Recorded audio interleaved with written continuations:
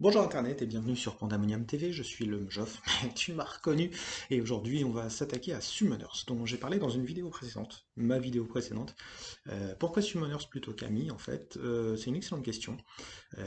Mais c'est sûr qu'on va parler d'amis, déjà parce qu'ils sont en train de préparer un mode solo qui m'intéresse vachement, mais bon j'aimerais bien y jouer avant de dire du bien.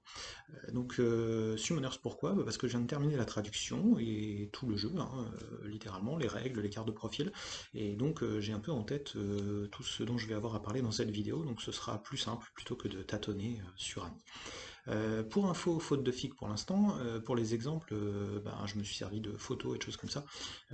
Ce sera plus visuel qu'avec des proxys de toute façon, donc voilà, on y va.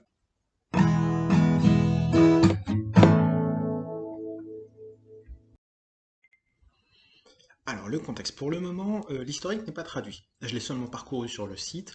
On y trouve, alors je suppose toutes les informations qu'on retrouve dans le gros livre de règles, évidemment. Il y a aussi un peu de background sur le site, mais en VO, donc en allemand.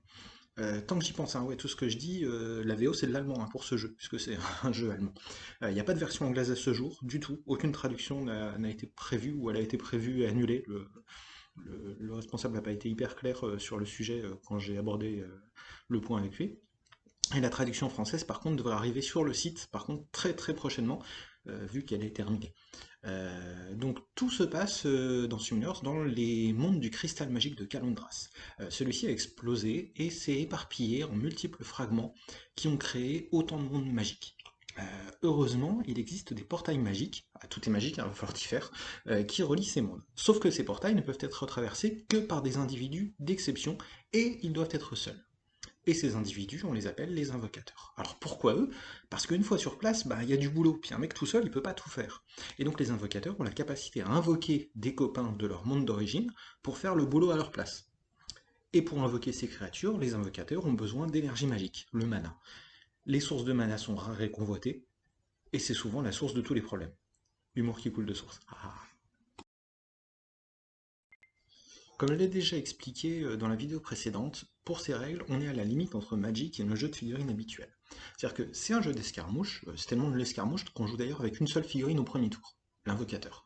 Et on passe à une dizaine de figurines par camp sur la table au maximum, sur une table de 90-90. La principale ressource du jeu, c'est le mana, l'énergie magique qui vient des différentes sources et permet aux invocateurs de lancer des sorts et appeler des copains. Si tu vois pas le lien avec Magic, je te conseille d'aller regarder des vidéos sur Magic, parce que je pourrais plus rien faire pour toi, je suis pas assez fort à ce jeu. On a une règle assez simple, avec des points d'action par figurine, un coup en PA par action, comme à Alchemy en fait, et on a aussi une pioche d'activation dès qu'on a plus de 2 figurines par camp sur la table, c'est-à-dire dès le deuxième tour en général, comme on le faisait à confrontation. On constitue la pioche en début de tour et on n'y touche plus pendant à peu près tout le tour, juste le temps de piocher les cartes, chacun son tour. Et une fois que toutes les cartes ont été piochées, ben, on passe au tour suivant. On joue en activation alternée, il n'y a rien de plus simple.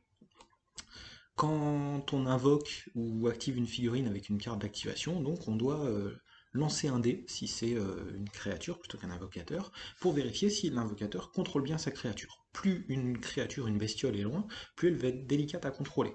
Certaines créatures ont en plus une règle indisciplinée qui font qu'elles sont encore plus difficiles à contrôler. On peut booster ce jet, et si on le rate 2 fois de suite, la créature en a marre et elle se tire.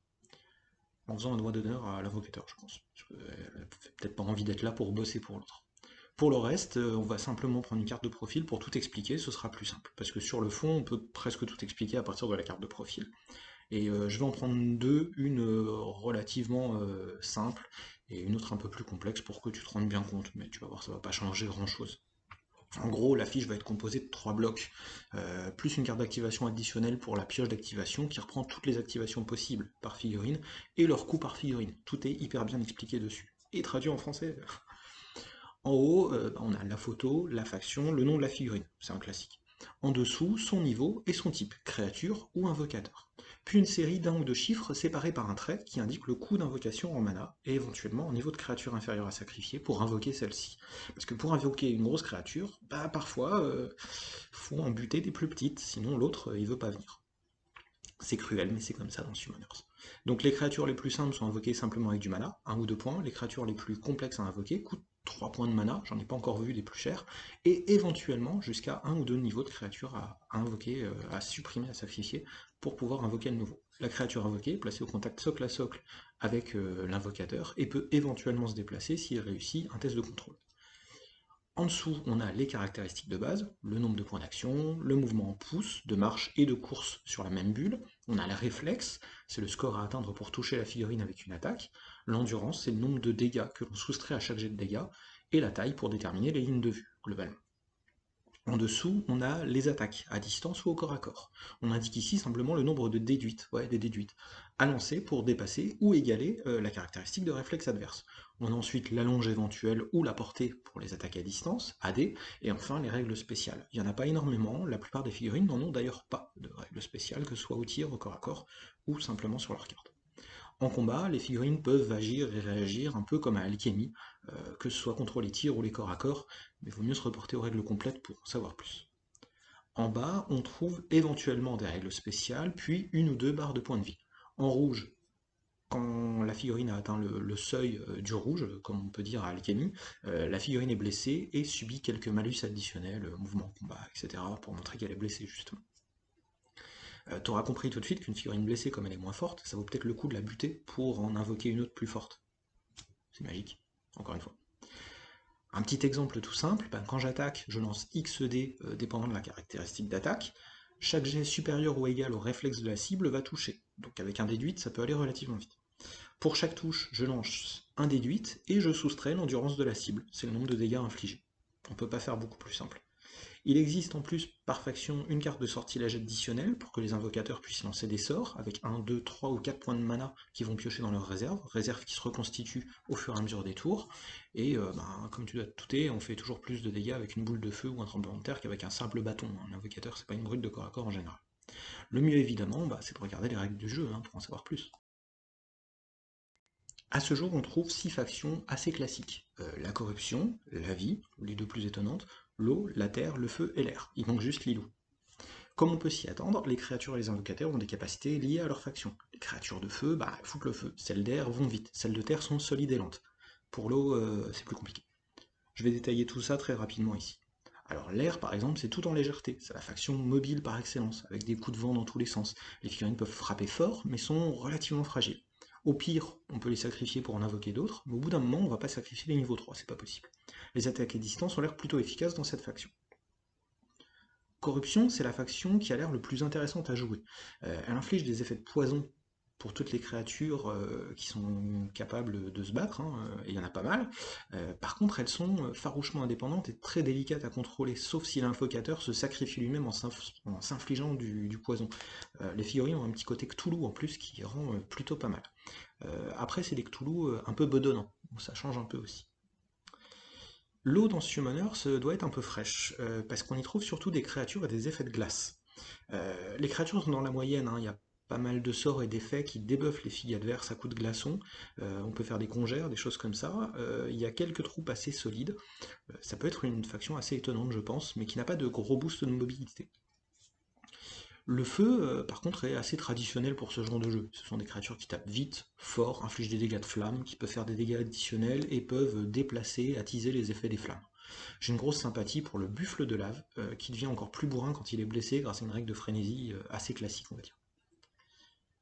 La Terre propose surtout des créatures bien lentes et sans armes de tir. Par contre, ils ont une résistance énorme et la possibilité de porter des coups ultra puissants. Côté mobilité, ils disposent d'un mouvement pourri. Ils ont par contre des idoles de Sarotech qui compensent un peu leur mouvement parfois un peu faible. J'aime bien leur style de sculpture avec le côté un peu aztèque, les guerriers constructs.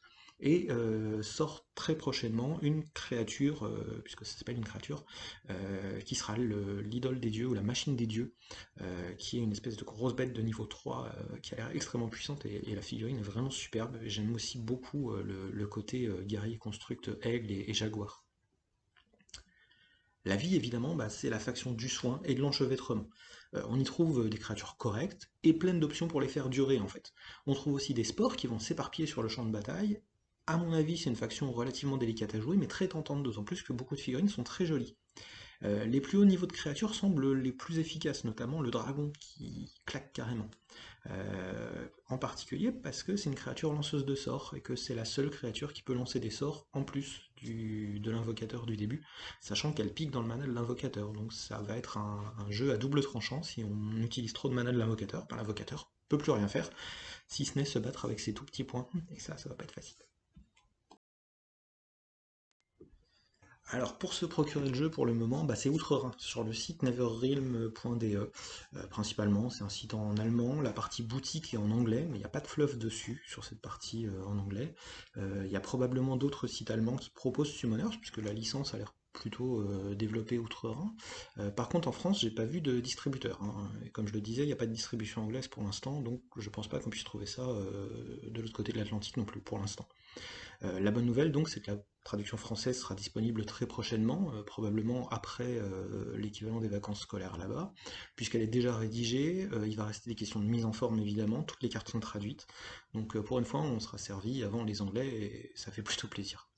Le jeu en lui-même propose un mélange assez sympa, je trouve. J'aime bien ce mix Magic et jeu de figurines, le tout avec des règles simples et extrêmement fluides. Une partie doit durer dans les 1 heure et demie, en fonction de l'habitude qu'on a du jeu et des caractéristiques. Le livret de règles tel qu'il sera traduit fait une trentaine de pages, dont 10 de scénario. Il y a 2 pages dans tout ça sur les règles de décor, objectifs, scénarios spéciaux, et 3 de rappel des règles spéciales avec pas mal d'illustrations. Donc en réalité, sur les 30 pages de règles, on va dire qu'il y a à peu près 12-13 pages de règles à connaître. C'est le même format que Moonstone quelque part. Ouais, j'ai réussi à caser Moonstone dans cette vidéo. L'univers est assez cool pour ce que j'en ai lu. Alors je les ai parcourus plus qu'autre chose, les nouvelles, hein. J'ai pas pris le temps de tout lire dans le détail et de prendre des notes, mais tant pis, c'est pas grave. Euh, on trouve probablement plein de choses dans le gros bouquin de règles, sauf que pour l'instant c'est un gros pavé en allemand que je me sens pas de feuilleter, même de feuilleter. Sauf pour les images, mais est-ce que ça vaut le coup? Euh, dans ce monde, bah, on a des invocateurs qui explorent le monde, et quand ils se rencontrent, ils se foutent sur la gueule parce que les ressources sont trop rares. Donc le concept est assez simple à faire tenir sur une table, et comme c'est un jeu à scénario à la façon, j'allais dire, d'alchimie, le but ça va être de contrôler ben, telle source, telle fontaine, tel machin, et de gagner les points comme ça. Et les créatures feront le boulot avec les invocateurs.